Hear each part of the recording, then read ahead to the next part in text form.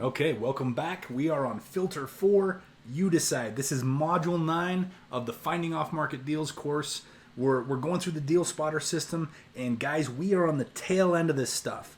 At this point, a lot of the leads that we have left, are going to be transactions at this point. I mean, only a few of them this far into the game will we end up backing out of. So, if you've made it this far on a property, congratulations to you, because this is where really the rubber meets the road, right? This is where we get into, now we're going to purchase the property and we're going to execute our strategies once we own the property, and we'll get into that in different courses, in other courses in your education.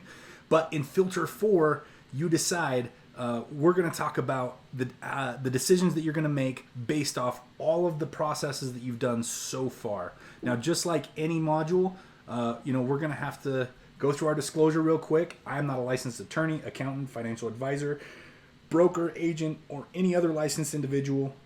Even if I have a license, I'm not acting in that capacity. I am just a student. I'm sharing with you successful strategies that I and other real estate investors have been using for decades. And I'm sharing with you the most recent versions of these strategies so that you can go out and apply them in your own situation. But make sure that you always seek your own legal and accounting and other professionals that know your situation better than I do before you go out and try to executing these strategies on your own. Now, we've made it through lead generation. Again, I can't emphasize enough. Massive action in that step. Go out and generate a ton of leads, because most of them are not going to make it through the filters, right? We want to have enough left over to where we get a couple of them that trickle through these last filters. We are on Filter 4. You decide. So let's dive in and talk about what your decision needs to be. So here are your follow-through options. This is leading up to step 5, which is the follow-through step. Your options at this point are, you can go ahead and buy it. So I would say a small percentage of the time I'm actually just buying a property for what I originally offered on. I go through the long analysis phase, and there's no problems with the property. It's exactly what it appears to be, and my numbers work, and we're just going to do it as a base hit. So, we'll make my minimum desired profit on it, and so I go ahead and buy it. And most of the time we're going to be doing base hits, but only occasionally are you actually going to go straight from the offer process, not find anything in due diligence, and go ahead and buy it. Most of the time you're going to be using step number 2, or option number 2, which is renegotiate it. Get used to the idea of negotiations. You're going to have to build some rapport during your due diligence period with the seller, because most likely you're going to have to go back and renegotiate with them, and you're going to use the red flags that you find from your inspections as leverage to renegotiate and get a lower purchase price on that property, so that your numbers still work.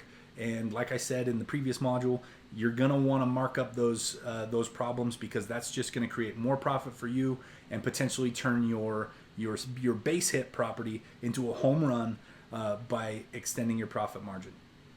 The third option is you can cancel it. At this point in the game, you are going to do that. You are going to experience situations where, after you get the inspection report back, there's just more than you want to deal with, and you just have to cancel it, right? You're also going to have situations where you find red flags that you're willing to deal with, and you go back and try to renegotiate with the seller, but they don't want to lower their price.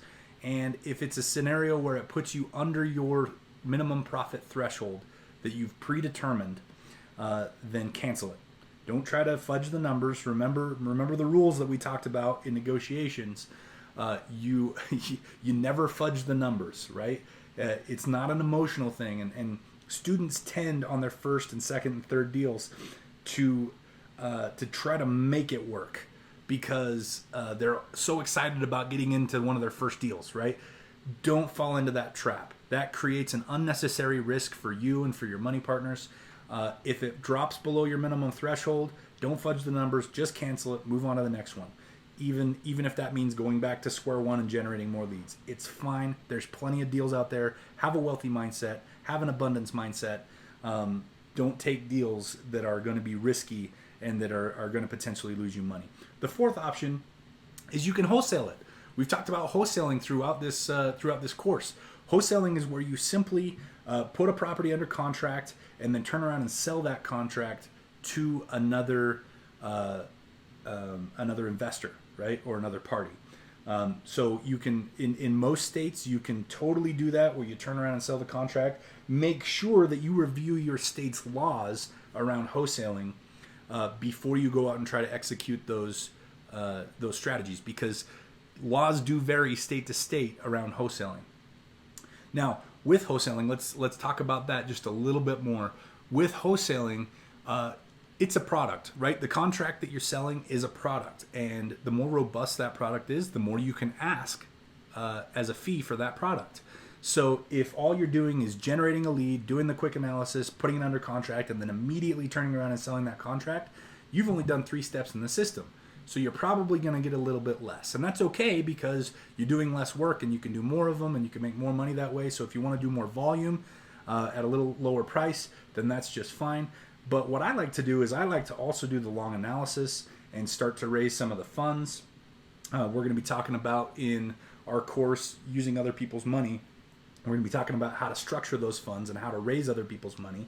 A lot of times I'll start that process and then turn around and sell the whole package, almost like a turnkey type of thing, as a wholesale to another investor. And I can ask a lot more for that because there's a lot more value in the product that I'm selling. So kind of decide where you want to be, whether you want to do a lot of volume at a slower price or a little less volume at a higher price.